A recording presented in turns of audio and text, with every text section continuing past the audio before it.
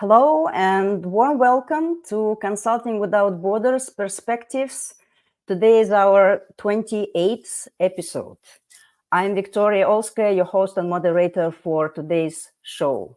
This live stream is brought to you by the Gabriel Al-Salem Foundation, a US-based nonprofit organization dedicated to celebrating the life and inspirational work of the late Gabriel Al-Salem, an international consultant and a global leader. Through our initiatives, we're striving to honor Gabriel's legacy, his profound impact on the consulting industry, his commitment to excellence, and his advocacy for sustainability and a positive economic and social change on a global scale. Happy October 1st, everyone. Thank you for finding the time to tune in to today's show on your Tuesday morning, afternoon, or evening, perhaps. Welcome, Anya. Welcome, Ron. I saw Ron tuning in. Thank you. Anya is joining from Rotterdam. And as for me, I get to experience the pleasure of the change of the seasons.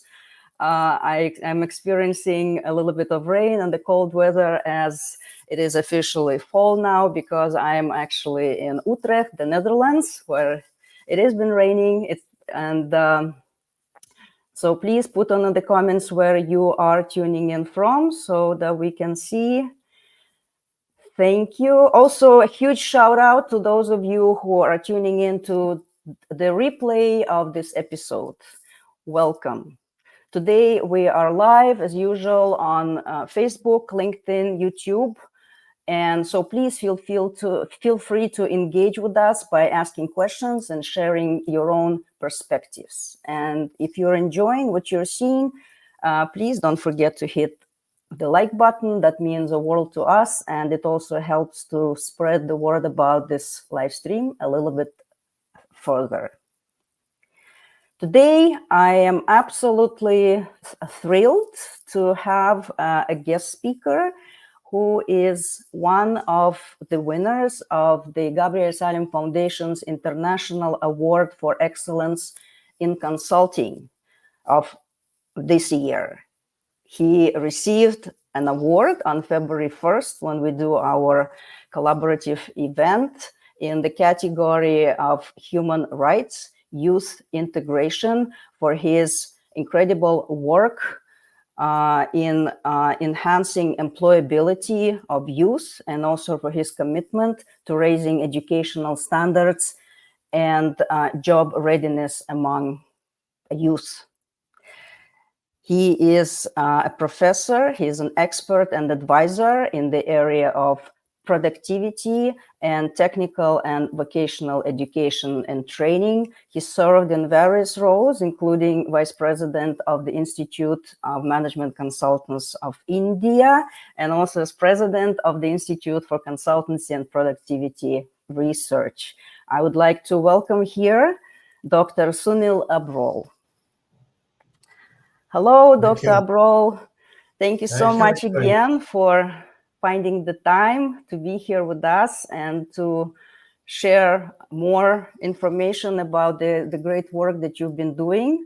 We got to hear from you a little bit during our conference when we presented the award to you, and today we can talk in more detail about the project and other important things. Before we start, I wanted to show this certificate that was given to you on February 1st. And thank you so much again for your application at that time and the great work. Thank you. Thank you, Victoria. I would like to begin by thanking Gabriel Foundation for the award. It is nice to get that recognition. Thank you so much for it. And thanks to you for giving me this opportunity of speaking to the audience and the group at these webinars. As you rightly mentioned, sorry. I'm sorry, I just wanted to say before we get into the very important topic, right. I just wanted to, as always, I ask all of our guest speakers to share a little bit more about their story and how they became consultants. How did you start? What organizations you worked for? When I was looking at your LinkedIn profile, there are so many organizations that I couldn't list them all. So please, Right. a little bit more about your story as a consultant. Sure. Um, Victoria, once I finished my education and I decided to do my PhD in organization psychology before I got into jobs. I was doing some teaching assignments in the university uh, once in a while, but there was no formal engagement. It was only after I finished my education that I decided to go into the employment and jobs. So I worked in various organizations, primarily into HR functions. And as part of my HR functions, where I started, I was handling all diverse activities which are responsible for people management.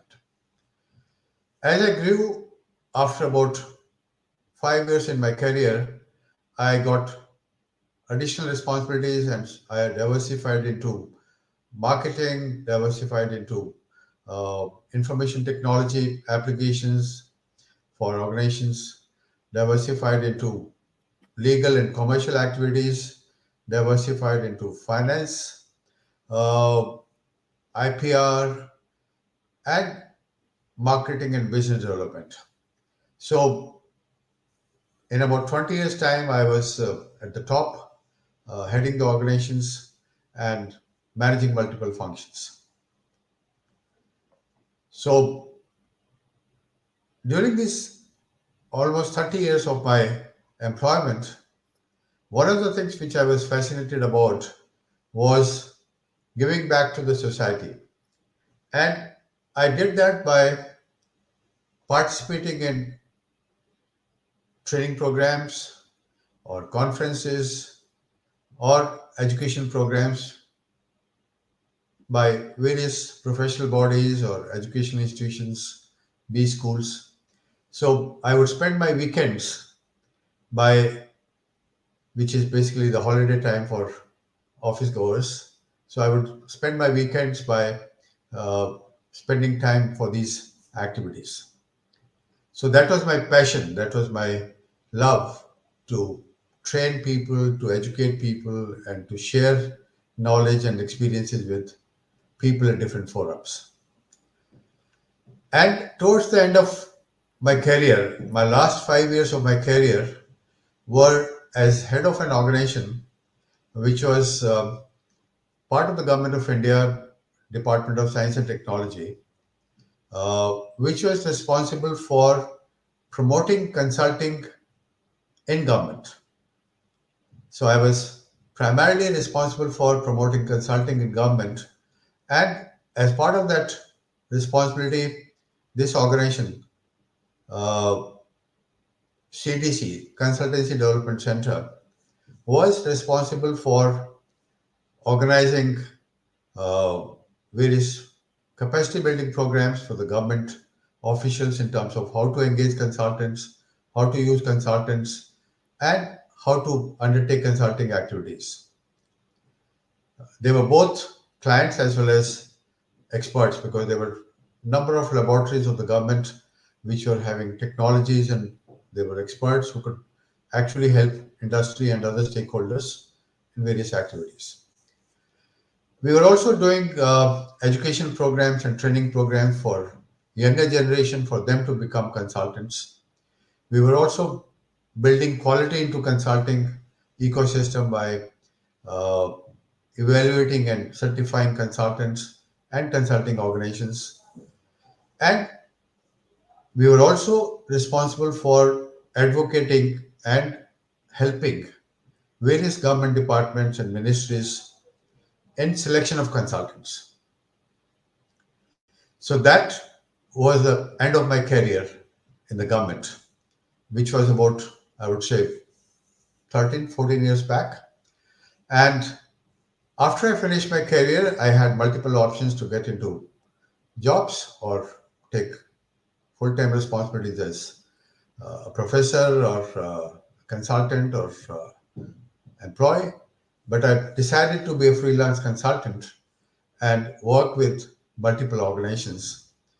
And since then, I have focused on skill development and learning as a focus area. I have been involved with various professional bodies, as you rightly mentioned. Institute for Consultancy and Productivity Research was one set up by me in 2010, just before I was retiring. And so this is an organization which provides research activities, publications, and uh, consulting activities. We also have been involved in selection of consultants. We have also been involved in doing training activities.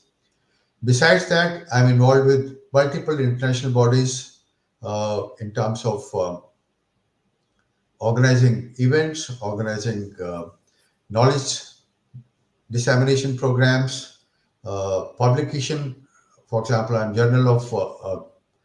editor of a journal called IJPS, International Journal for Productivity uh, and Science, and which is produced every 6 months. And so I'm involved with professional bodies in India and outside India. In India, currently I am helping one of the professional bodies in a program which is focused on capacity building and growth of MSME sector. So I'm basically acting as a mentor, advisor to 25 uh, industrial organizations in the small scale sector uh, for them to grow and multiply their business in terms of both revenue as well as in terms of manpower growth. So that's the broad perspective in which I'm today. Thank you. This is very impressive, of course, all the various roles that you've held within these important organizations and so much work that you've done. So how did you come to be, well, to focus on youth skills development? Why is this important for All your right. country and globally? Sure. In fact, that is the perspective or the background of this presentation today. And India, like many other developing countries, has uh, what we call as advantage or a dividend in terms of manpower. We have huge youth manpower, unlike developed countries in Europe or in Japan or other countries, even in US. In India, we have high percentage of youth. Our population is 140 crores, which is about 1,400 million, right? So in that kind of a population, the youth population is huge, and this huge population is also highly educated. The reason they are educated is that India has a very strong focus on education. We have free education for children in school, and even the college education is highly subsidized. So that makes people to get into education easily and get different qualifications. Uh, but the challenge is that these people may not have enough employment opportunities. And that's where the focus on capacity building of youth to get job specific skills, not only for employment within the country but outside the country, became important. So that was the focus that I really picked up. Yes, I understand. And of course, with all your experience, I'm sure this is something that you can greatly contribute to, because you can design projects, you can share your own great experience in various industries.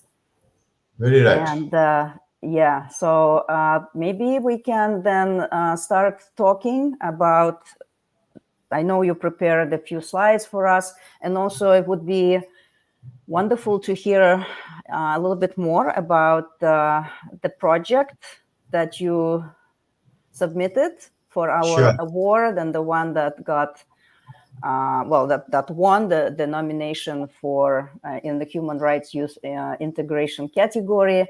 It's a wonderful achievement, and this degree apprenticeship model that you developed, that was still in the pilot phase then, it yielded remarkable results. And I'm eager to hear if there's been any further development, if there's been any follow-up on that initial work, and what the results are. Sure. Definitely. Shall we start with the presentation, and then we can talk about the project and degree Yes. apprenticeship model. Thank you. So, friends, let me welcome all of you from different parts of the globe. Good morning, good afternoon, and good evening to each one of you. Thank you for joining us. It's my honor and pleasure to be making a brief presentation to all of you on strategies for global workforce mobility. That's the focus of my talk today, and thanks to Victoria for giving me this opportunity. Next, can we move on to the next slide? Yeah. As I was talking, we need to appreciate the perspective. The perspective is the huge population and the country. And this is not only for India, this is true for many countries of the world.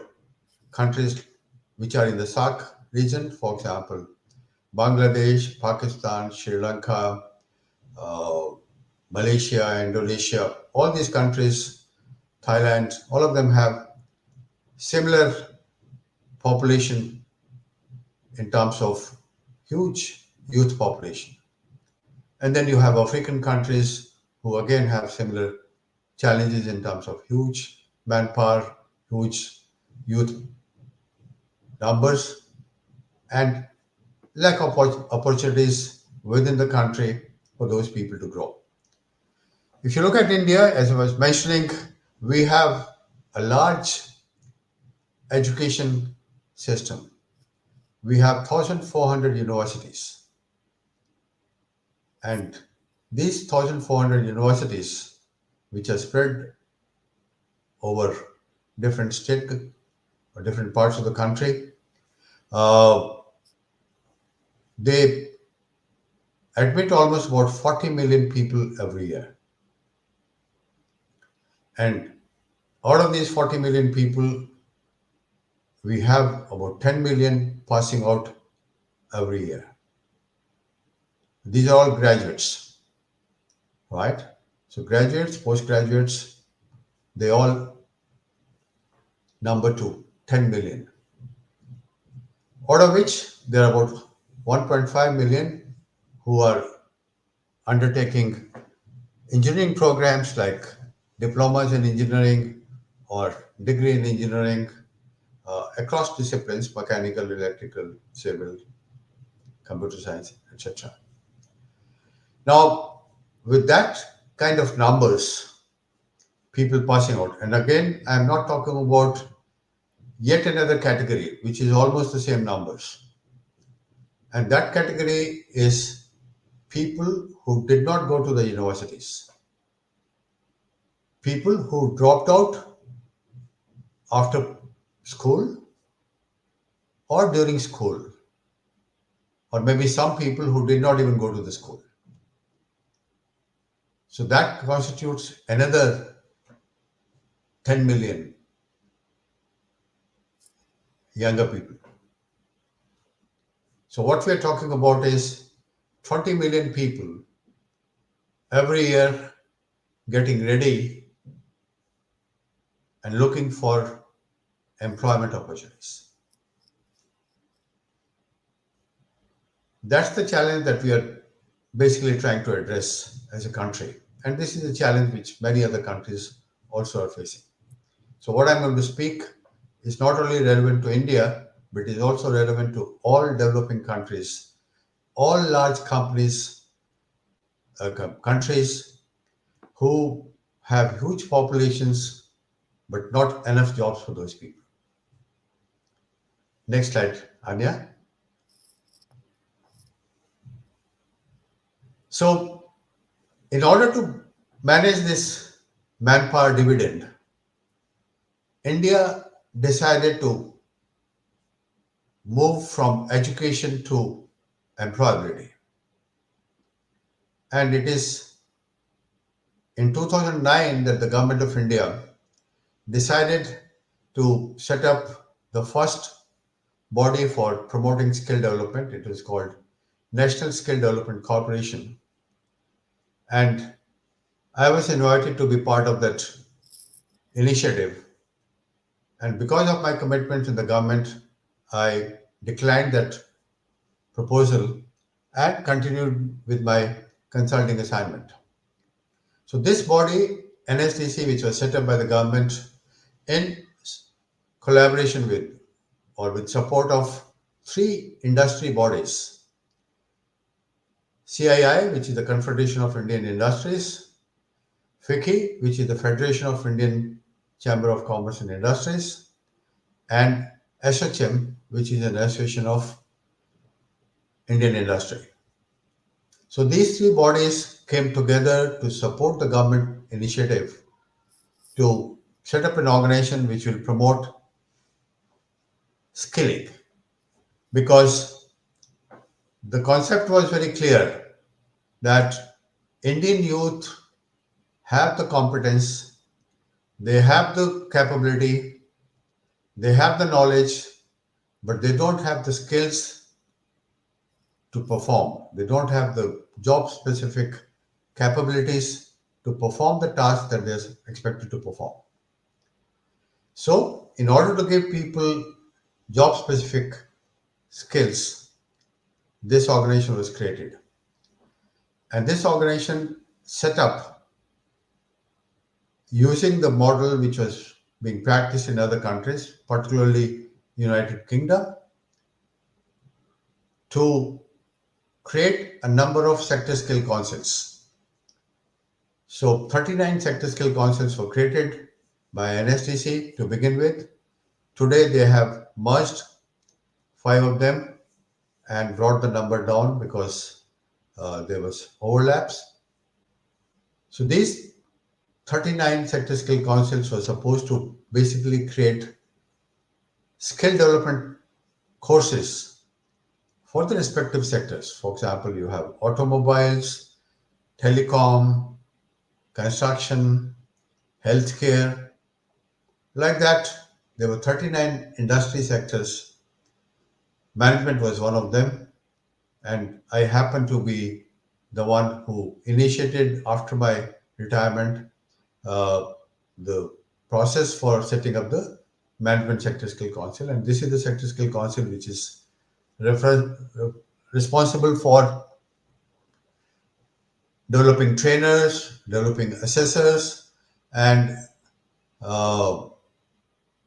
also taking care of all white collar jobs related to office related activities. So with that perspective, these sector skill councils were responsible for creating courses for different job roles. They created about 1,200 qualifications. They call it QPs, qualification packs. Each qualification pack comprises of multiple NOS, which is the National Occupational Standards. So there were national occupation standards contributing to a quality pack for each job role, and that became the standard for the country. So rather than each company training people for their own requirements and on their way, this was a process of standardizing training and capacity building of skills through a standardized process. So NSDC, while they created courses, they also certified trainers, they empaneled training providing companies or training providers, and they also identified neutral organizations to do the assessment of the learning. So there were assessment bodies which were awarded and certified separately and empaneled separately. So it was a process where you had qualification packs which were standardized.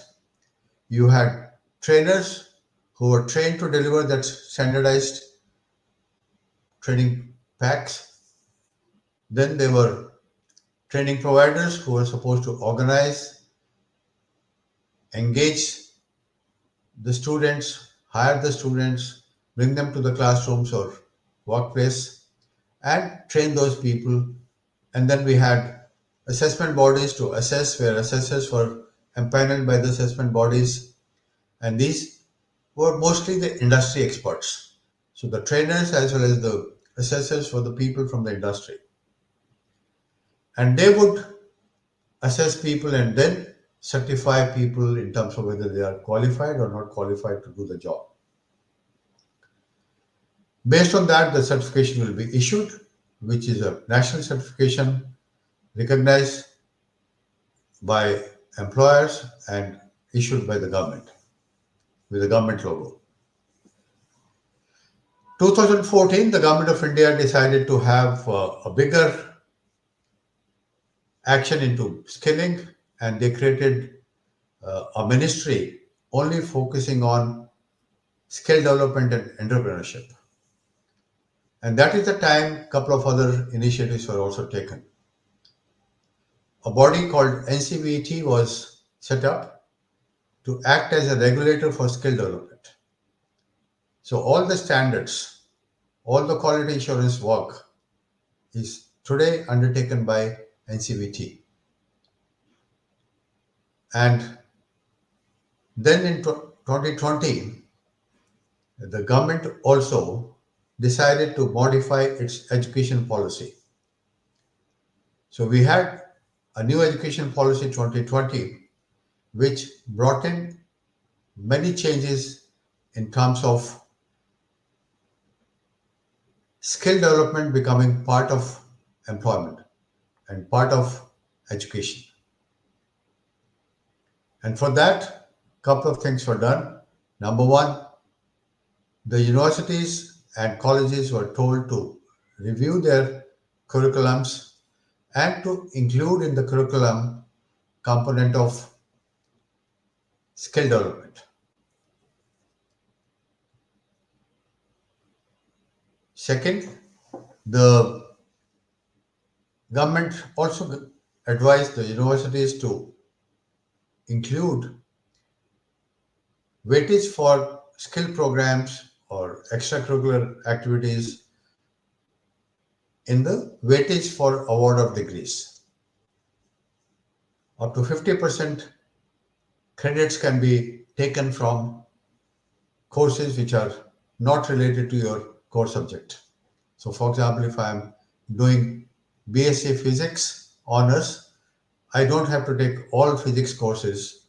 I can take courses from psychology, management, maybe healthcare, whatever, right? Depending upon my area of interest and where I want to build my career. And another initiative which the government took was in the education policy was to introduce Degree Apprenticeship Program, uh, which was based on the UK model of degree apprenticeship, uh, about which I'll be speaking more in detail because, as Victoria has suggested, that the award that I received was on that project which I did on degree apprenticeship. So I'll be speaking more in details a couple of minutes later on the degree apprenticeship program. That's right. Uh, that. Right.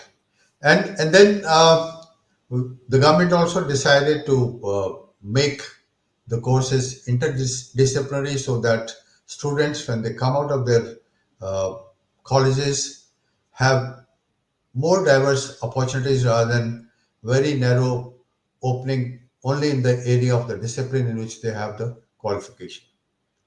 Earlier, somebody with physics qualifications or psychology qualifications or commerce qualifications would only focus on uh, jobs which are limited in that area. Like commerce graduate would want to go into finance, uh, and somebody who has done psychology would like to go into HR functions, which I did. So, like that, people were highly focused in the area in which uh, they had specialization. But today, with the new diversity in courses, you can actually change your path after you finish your graduation. So that's the initiative that have been taken by the government in terms of improving skilling. And during the last, uh, I would say, 10 years, from 2014 to 2024, a lot of work has happened. We have trained millions of people and been able to provide them skills which are world class skills in terms of their standards, and people are able to perform activities and jobs according to the needs of the industry. With that perspective, let me now take you to uh, the degree apprenticeship, which is part of the skilling model, which is implemented in India. And in the skilling model, uh, which is based on degree apprenticeship, the pilot project that I was involved in and that we did was basically a project which was funded by British government. This was a project which was awarded to NOCN, which is a leading awarding body in UK, and I was a lead consultant to NOCN, and I got the opportunity of implementing this project as part of NOCN activities. And uh, so, what we were trying to do is to introduce for the first time in India uh, the degree apprenticeship program. That was also the time when the government of India had just started to create another stream of skill development, which was in the form of creating skill universities. So, the very first skill university in India was set up in Gurgaon in Haryana in the name of Haryana Skills University, which is now known as SVSU, Sri Venkateswara Skill University. So we decided to work with this university to introduce the very first skill degree program called BVOC in Financial Services. So Bachelor's in Vocational Science with specialization in financial services. So it was a degree program which was supposed to be based on the UK model for degree apprenticeship. And what we did was that since in a degree program, the intake is school leaving students, so we took students who had passed out their 10 plus 2 or 12 years of schooling, and after completing 12 years of schooling, they wanted to do their graduation. So all those who were keen to get into financial services, we got about 200 applications, and out of those 200 applications, we selected 30 students. Out of 30, we had 20 girls and 10 boys. And that was the cohort that we worked with for the purpose of this project. And let me now explain to you what did we do. What was the model that we picked up? The model was that first we created the course curriculum for the 3-year period. And for that, we had consultations between the university, the experts from NOCN, and me being part of the team, and the industry people in terms of what is it that they would need to learn in order to get a job with those employers. At this point of time, I'd like to share with you that in a 3-year degree program on financial services, our intention was to make these students job ready for any kind of a job that exists in financial services market. And this was the first cohort that started in 2020, and we had uh, 3 prominent areas that we identified as market or employment opportunity areas. One was banking, second one was insurance, and third was mutual funds or investments. So what we decided was, in consultation with the university and the industry or the employers, to have each year focused on the 3 different areas. So year 1 was banking, year 2 was insurance, and year 3 was mutual funds and investments. And then, having decided that, we decided the course curriculum to be learned during first year, second year, and third year. Having done that, we then decided to have the students first go through the classroom learning for 6 months. So first 6 months classroom learning, say in the first year on banking, and next 6 months was spent with the employers. So we had taken employers on board. In fact, there were agreements signed between the university and the employers that they will provide opportunities for students to do on the job training and learning for 6 months uh, during the first year, and then another set of employers for next 6 months, and another set of employers. Sometimes it used to be same employer who was into all 3 kind of services, so there would be common employer. And so students who were spending 6 months in the classroom and 6 months in the workplace. For all the 3 years, they did the same. And they were exposed to knowledge, they were exposed to skills and how to do it, because that's the key. In the past, Indian students were getting degrees, but they did not know how to do it. Right? Even engineering students were having spent 3-4 years, because earlier it used to be 4-year degree program and now it is 3-year degree program. The students were spending 3-4 years in the university, but they were not familiar with the industry requirements. And that was really the gap which was not making them employable. So having given that plan to the university and to the employers, then we started the implementation process.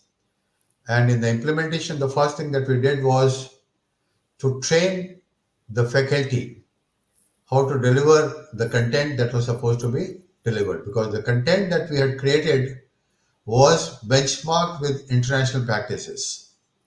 So we had not only done the consultation with the industry, but also benchmarked this with the international courses, and based on that, created the content. So trained the faculty members to deliver the content. And the second important training part was where we trained the industry managers. We call them as mentors. We trained the industry managers to supervise the students while they were doing the on-the-job training. So the on-the-job training was highly structured.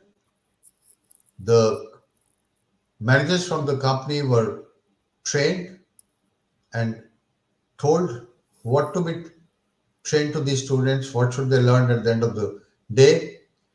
And both the faculty members in the university and the mentors in the industry, they were also trained how to do the assessment.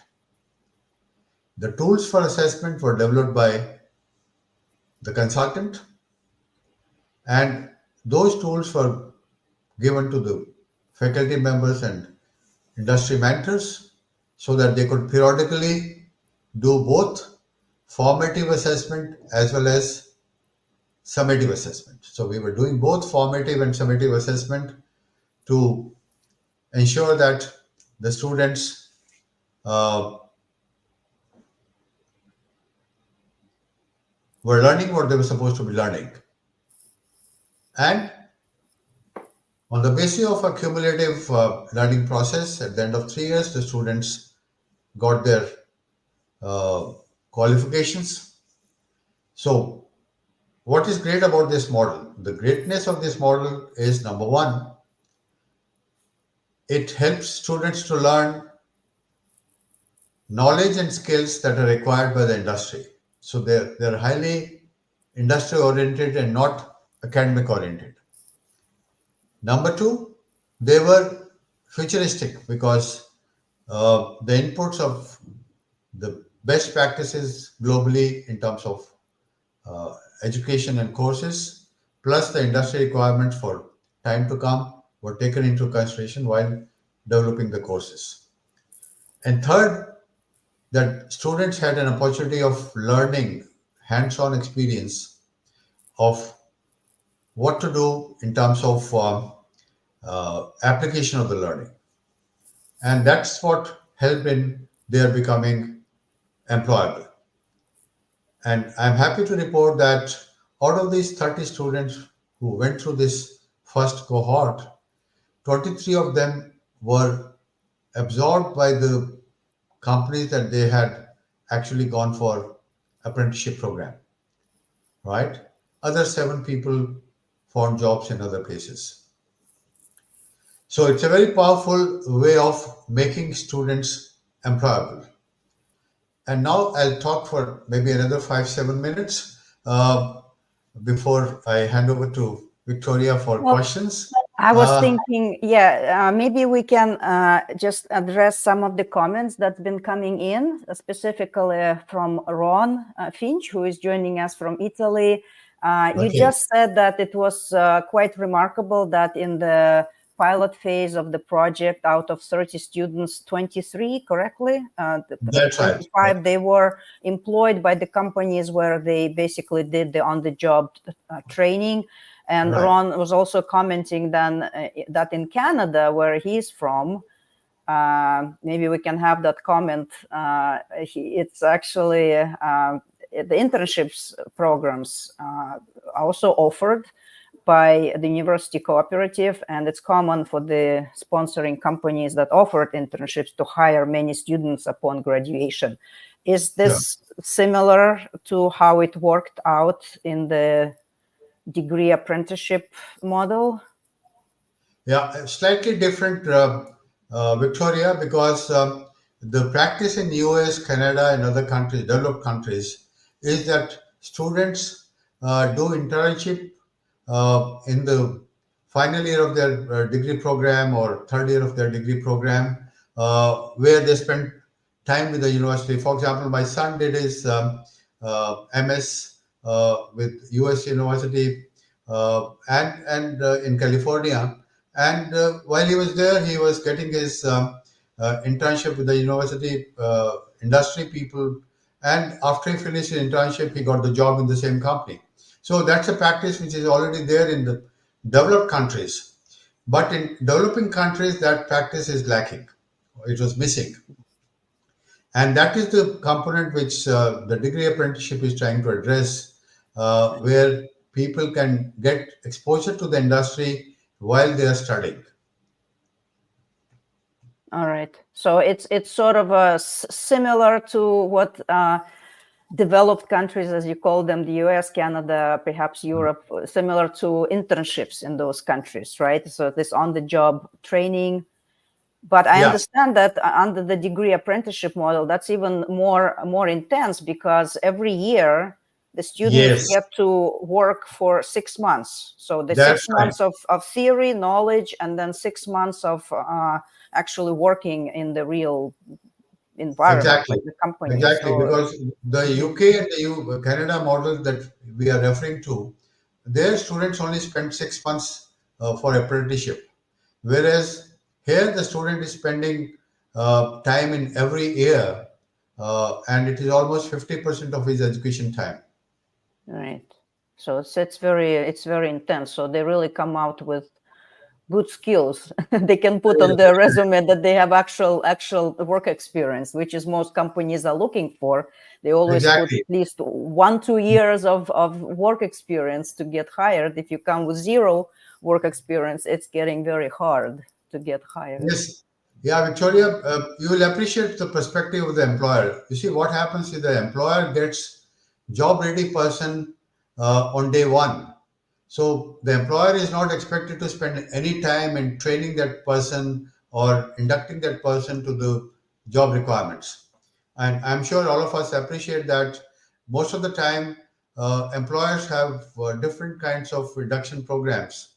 Some companies, especially in India, I find that there are companies who have induction training programs which can range from 15 days to almost about 6 months.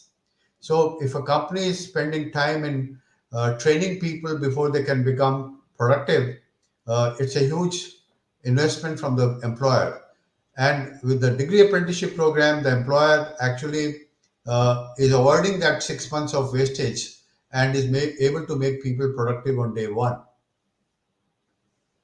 Right. And as Ron comments further, the employer essentially invests in training the students, and therefore see value in hiring students that they have Right. experience working with and have learned their Exactly. business. Exactly. Exactly. Thank you, Exactly. Ron. Thank you for your great comments. Right. Um, well, yeah, there is also a question from Anya, who is interested in sustainability issues. Perhaps we can take this question, and then we can maybe continue with the rest of your presentation. Right. Would you be able to Yeah, respond sure. Sure. how Anya? the Yeah. integrate sustainability practice? Yeah, sure. Anya, in fact, green skills and green jobs has become a very important part of skilling today. Most countries are now moving into green technologies. Green technologies for everything, whether it is construction or whether it is automobiles or it is telecom or power. So you have, for example, in India, we have huge investments happening in the area of, say, solar power or wind power or hydropower, right? Similarly, we have in automobile sector we have a lot of investments happening in say electric vehicles and hybrid vehicles, uh, and a number of people are now moving from mechanical to the EVs. Similarly, in construction, green buildings and use of materials which are very environment friendly and sustainable, all that is happening. So, in order to do that, one of the sector scale council, I mentioned earlier that we have 39 sector scale councils. We have one sector scale council which is focusing only on green skills, green jobs, and green skills, and they offer multiple courses. They have about 20 courses which are across sectors, uh, which are basically taking care of green jobs. Even the sector skill councils, like for example, we have the power sector skill council. Now, within power sector skill council, they have a separate group which is responsible for um, green jobs. And so there are courses which are for people who are supposed to be for manufacturing of um, solar panels, people who are responsible for maintenance of solar panel equipments and operation of these equipment. So we have created job roles and training programs to look after the green skill requirements. Right? I hope it takes care of your question. Thank you so much. Thank you. So, yeah, let's us give you a chance to finish your presentation. You said you have a little bit more to share with us. Very Sure. important Sure. information. Victoria, I will take 5 minutes and then I'll be open to questions. My last Sure. 5 minutes are basically on the last component of my presentation, which is about global mobility. And we can put it right back. Yeah, the last slide. Yeah. Right. So, as I mentioned, that India and other developing countries have huge manpower. As against that, there are countries in the world, countries in Europe, for example, countries in Southeast Asia, Japan, and Australia, uh, New Zealand, uh, even Canada has that requirement, or countries in Middle East where they need manpower for their projects and for their growth activities. These countries have huge developmental projects. For example, they are building townships, they are building uh, different kind of plants, manufacturing facilities, and others, even infrastructure like highways and roads and airports and ports, and they need manpower to really take care of that. And most of these countries do not have young manpower and they don't have the trained manpower. And that's where India sees a huge opportunity. I can only mention that recently India was exporting a lot of manpower to Israel, to Russia, and uh, to Germany and other countries, basically to take care of a lot of construction activities that have now arisen because of the war. Right, the war has devastated these countries in terms of destruction. Right, so the cities have to be reconstructed, and for that they need manpower and skilled manpower. So India was one of the sources, and I'm sure they must have got manpower from other countries also, but India was also one of the sources. But besides these incidents of war, India is basically looking at being the hub for manpower export for the world. And for that, we have created a supply chain for global mobility. Let me explain in a couple of minutes what the supply chain is. Yes, please. Like, like I mentioned, that we have the manpower, we have the people who are empaneled as hiring agents who identify sources from where people who already have experience in certain job roles or people who are willing to perform that job roles are available, because there are pockets in the country where people specialize in certain trades. For example, if you're looking for carpenters, or if you're looking for masons, or if you're looking for plumbers, if you're looking for electricians, which are massive job roles required in many of these countries, right? Especially where construction activities are huge. So if you have requirements for these kind of manpowers in large numbers, then you have to have people who will work as aggregators and bring these people to the training facilities. And then we have training providers who provide training to these people based on, like I mentioned to you, those standards which have been created by NCVT and NSDC. So those courses are delivered to these students. Then we have international partners like NOCN is one of those partners who provide international benchmarking. So they benchmark the Indian qualification to international qualifications. I would like to mention at this point of time for some reasons, as of now, Indian qualifications for skills are not easily accepted by the employers overseas because they are used to international qualifications from US or from UK, because these are the two prominent benchmarks for the international education and skilling, right? So if you look at Middle East, you will always find that all their schools and colleges follow UK standards or US standards. So you'll find UK universities and US universities also having their campuses in Middle East, right? Uh, so in order to make sure that these people who have the skills, who have been trained and got all the knowledge and competencies, are accepted in the international market, NOCN did the benchmarking within international standards and provided international certification to these students who wanted to look for jobs overseas. Not only we gave them the international certification, which basically makes them employable and acceptable in overseas markets, we also identified employers in these countries, the large employers. So we are not looking at small employers who will hire 5 people, 10 people, but employers who are basically looking for 5,000 people in next 3 months, or 10,000 people in next 6 months or 1 year.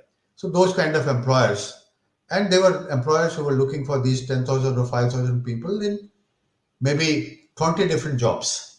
So this is not one kind of a job, but 20 different kind of jobs. So today we have a supply chain where Indian workers are trained, certified to international qualifications and standards, tied up with the employers, and there's a huge mobility of Indian workmen from India to different parts of the world, like I mentioned, Australia, New Zealand, Canada, Europe, Germany, UK, Middle East. Most of these countries are actually taking these students. So that's the pathway we have created. I think time is a limitation, and I'll be happy to respond to any questions that we have. Thank you so much for this very elaborate explanation of the initiatives that are being done in India, and it's very impressive how much the government is doing to assist the youth. And it's quite remarkable that in addition to Ministry of Education, you also have the Ministry of Skill Development, which is huge. And entrepreneurship. It's skills and entrepreneurship. So we also promote entrepreneurship. Wonderful. Okay, yeah, this is very impressive, and of course for India, a huge country, so diverse with so many people, so many young people, this is very important. The government involvement is very important. Right. As we are coming to the end of the hour, but it's totally fine. We can take a few more minutes. I just wanted to ask and sort of maybe combine my question with a comment that I saw earlier coming from Ron, where he talked, he mentioned that there are differences in demographics between developing and developed countries. There are huge differences. However, in both cases, the future, let me just show this comment, the future appears to present the youth with similar challenge in terms of technology advance. This was a comment from Ron, and my question is, so which skills nowadays are most crucial for Indian youth to be better equipped to meet the challenges of a globalized job market? Victoria, there are two categories of people, blue collar and white collar. So if you look at the white collar, the maximum opportunities are in the IT sector or the technology sector. And that's where India excels. So we have a large number of people who are specializing in computer science, data science, artificial intelligence, and applications of these into different sectors like healthcare or FMCG sector or consumer sector. So people are actually getting into IT. That's the major area where Indian youth is making an impact globally. And you'll find even in US, we have uh, many Indians leading the CEO as CEOs of global companies. Google, for example, we have Indian who is the Right. chief executive there. So like that, we have many Indians who are globally doing wonders in IT. But when it comes to blue collar jobs, the blue collar jobs are being customized according to the global practices. So when I mentioned about NOCN's role, NOCN is making sure that Indian students, when they are looking for jobs outside India, they get skills or technology exposure which is relevant in the international jobs. Like, for example, in a construction job in India, Indian construction workers are not used to using CAD CAM or using computers or reading drawings from the uh, laptop or from the pad. Whereas if you look at international practices, when they go to international projects, they'll be expected to use computers in order to read the drawings so that they can do their job, whether it's a bar bender or whether it's a carpenter or whether it's a person who is supposed to be involved in missionary work, they will have to use computers. So they get exposed to computer program activities also as part of the program. And let me also add here that when we are talking about international mobility, we also have a program which is basically giving people to exposure to local languages. For example, if they are to work in Middle East, they need to know Arabic. If they are to work in UK, they need to have English language, spoken and reading and writing. And third is if they're going to Germany, then German language is a must for them to work. So language and the culture of the country becomes one of the inputs before people can actually become mobile. I understand this is so important. Yes, languages and the culture. Well, Exactly. Ron had another question, very interesting one. Thank you, Ron, again for being so active, asking Dr. Abrol about this. He said, have you had the chance to share your experience with other countries with similar demographics and Uh, needs for identifying opportunities for their youth outside of their home country? Not yet, but I think there's a great potential, and India will now become a role model for many of these countries to emulate. And we'll be happy to help these countries in developing their skill programs and introduce the practices that India has succeeded in. It will be a pleasure for India to actually help all these countries to become as strong as India in terms of skill development of youth and to make the youth employable because that's a challenge each of these countries are facing.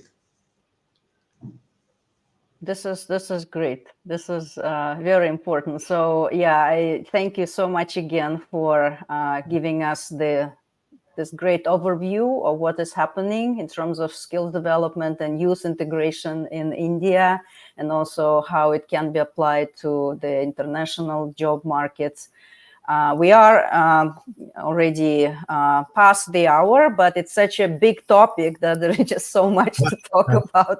Right. So perhaps we can continue at some other opportunity. But again, yeah, thank you so much, Dr. Sunil, for, well, first of all, applying for our award and getting us introduced to this huge area of work and your expertise that's happening in India. Ron is putting up one more comment. Thanks, Ron. Experience working international construction project that Filipino skilled trade workers are commonly in the higher paying trade job Exactly. opportunities for expatriate workers. Yes, Ron, you're right. In fact, that's the point I missed mentioning that once these students get skilled, their opportunities for making higher compensation becomes better. So they get more salary than they would have got. In fact, because of the lack of skills, people normally get underemployed. So you will find an engineer getting a salary which is as good as a diploma holder salary. So that's the trend that happens.